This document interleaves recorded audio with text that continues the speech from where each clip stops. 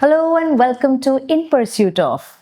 Today's guest is Anjana Somany, who's worn many hats over her illustrious career. She's been the past president of the Delhi Crafts Council, she's been the past president of Ficky Ladies, and at the moment, she is the founder director of Mango Tree Tours and Exhibitions.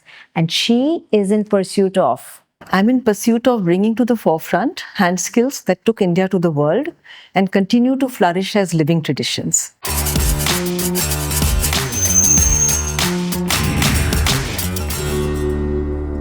So, Anjana, it's true that in ancient India, we were really known by our craft expertise.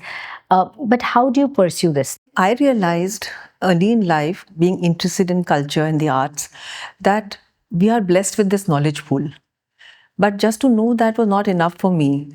And I felt that how do I implement it or bring it forward or do something about it? Under my mango tree, I have 4 facets, like 4 different compartments.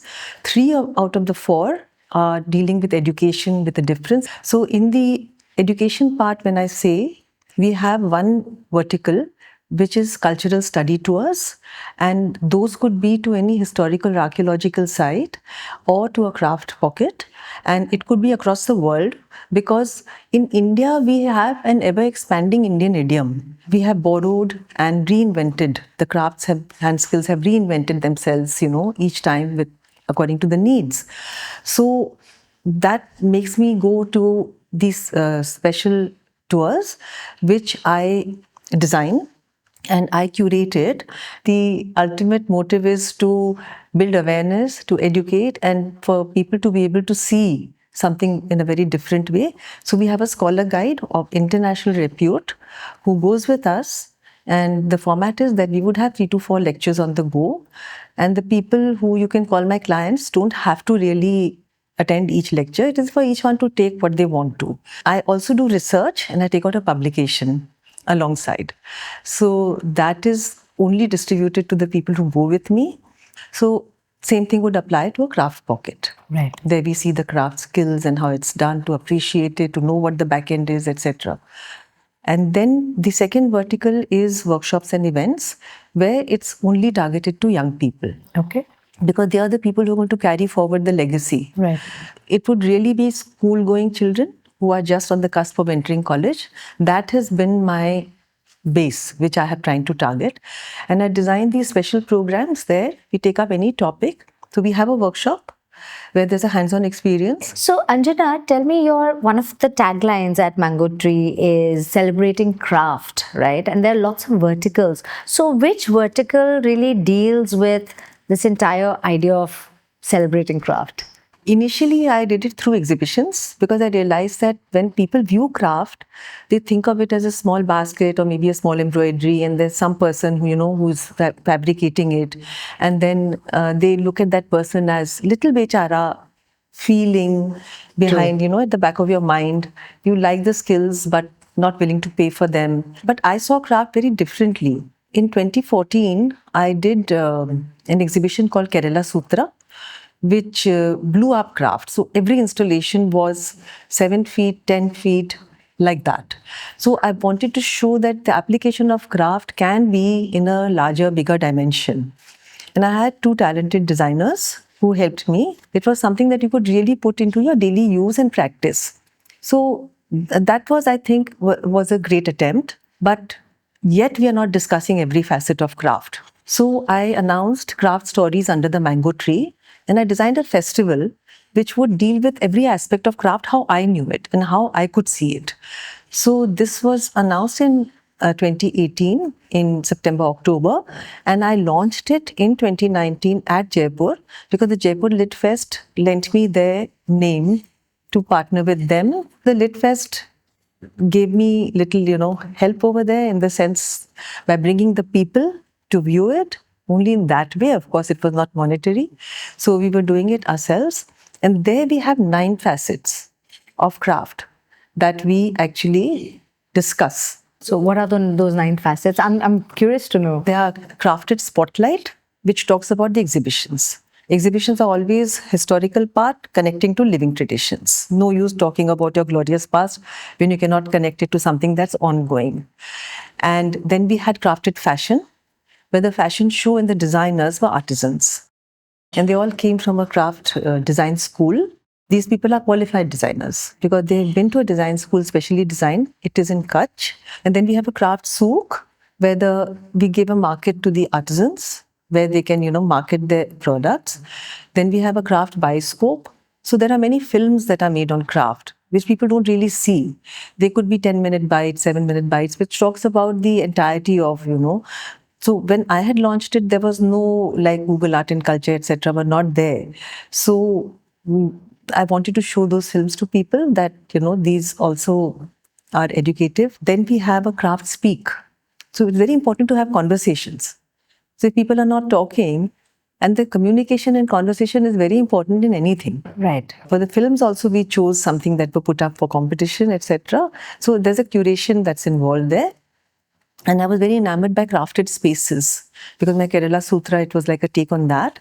Then there was Craft Karkhana. That must have been Craft journeys. So we did path-breaking things in the Craft Karkhana. At Jaipur, we did workshops with different crafts where people come and learn. In what way does Mango Tours align with the SDGs, the Sustainable Development Goals? When I'm talking of the space I'm working in, then craft per se fulfills almost all 17 SDG goals. Really? The Sustainable Development Goals. And how is that? In different facets, it would combating poverty, good food, clean water, all those things. So each one has to be dealt with individually. If we chuck our ancient practices, then we are not able to live up to our SDG goals.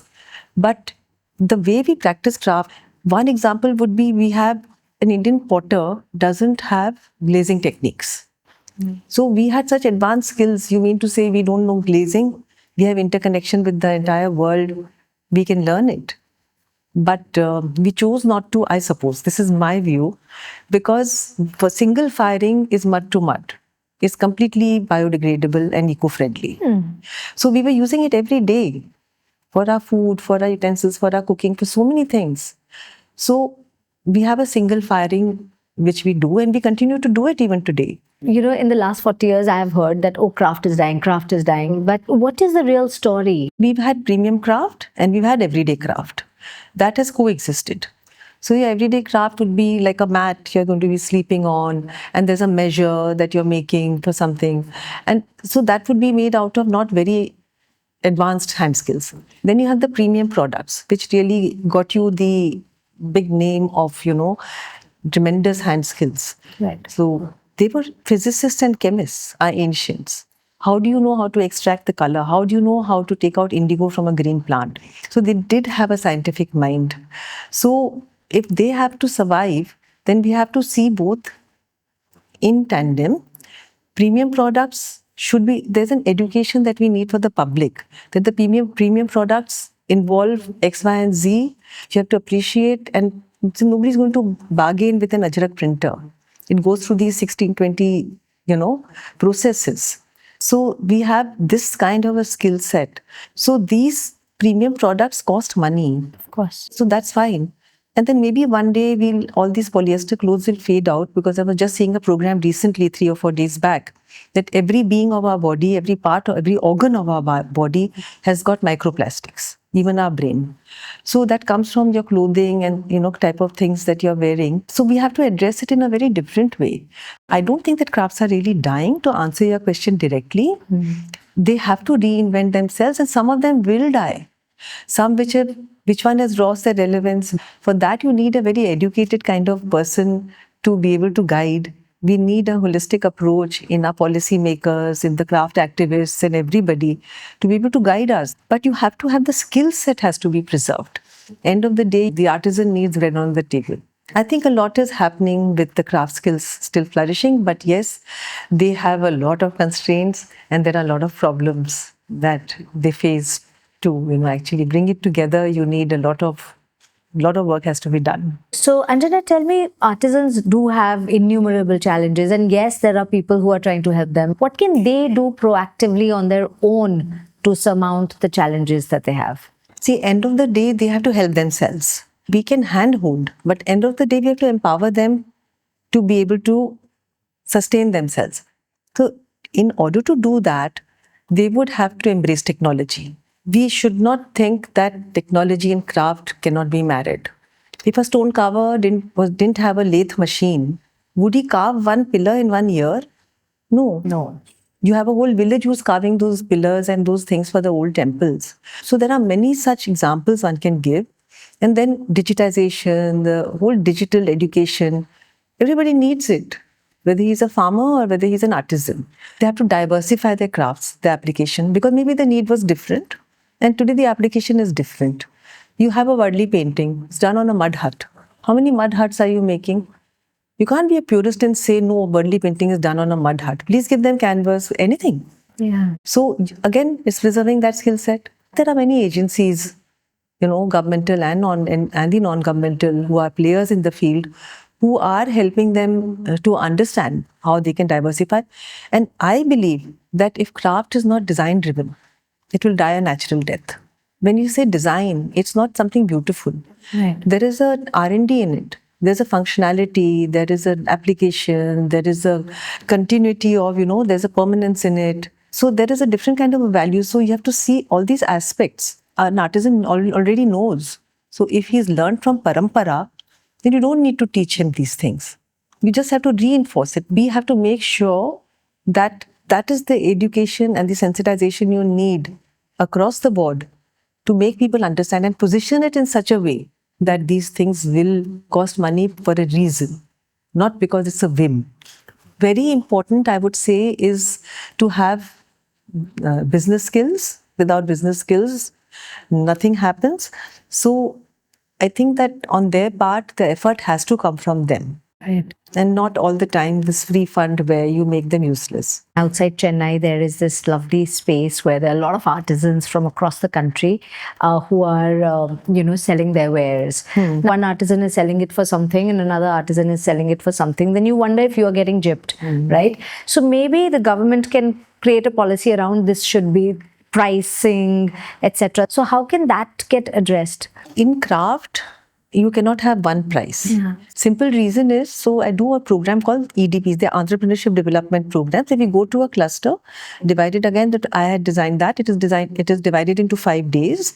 First day is a human resource development. We play management games, exactly like you would do in a management course in the city. And they understand how a cluster is important. Then one day they have finance, costing. So we always do it, like in Kutch, we did it as a revised version of Snakes and Ladders. Sure. When the whole community agrees that the price should be X, then only you move up the ladder. Oh. So there was a piece of embroidery, which is 12 by 12, to answer your question. So they have 12 embroideries. There are 12 people in that cluster. One is selling for 100. The second one is selling for 180. So everybody decides whether it's all right or not. Then they look at it, they examine the piece. There's much more hard work, there's more neatness, it's finer. So 12 by 12, same design, same colors are not equal. It's also the person who's making it, I think, and how quality. it's been done, the quality. It's the quality. Who has seen the person? Today, the behind the scene person is not visible. And some Baluchari artists were so famous that they actually signed their names on Baluchari saris. My goodness. The Indian artisan, Indian literature, none of them have canonized their work. There is no name on who is done. It was just written. It was there. Your knowledge was put forward. But these artisans have woven their name into the piece because they are so famous. So similarly, you cannot have one price, but it does need to have a base price. Yes. You can't say that the 180 you can sell for 1,000. Yeah. We try to understand that how much per meter minimum they should get. Then depending upon how much work and how much they have put in, etc. So we help them work out a formula as to how much it should be. And then after that, we also need to sensitize them that if you have a designer or if you have a middleman, so to say, who is doing that work, don't grudge him. You must get your worth. He's also doing it for something like you are doing it. So maybe when it reaches America, it is sold for 10 times more. But they should be very happy that my work is selling for 10 times more. So when I go to America, that's what I'm going to price it at. So it's a fine line. You have to understand who is exploiting you and who's actually benefiting you by taking your goods. They don't know the right price. That's the problem. I think customers feel very nervous. I think a lot of times, feel that they're being taken for a ride by just somebody just inflating prices. That also might be creating resistance at a certain level. Anjana, thank you so much. It's indeed good to know that your organization is supporting the craft sector in such a holistic manner. So thank you so much for being on our show. Stay tuned, do keep watching, and remember to subscribe to our channel In Pursuit Of.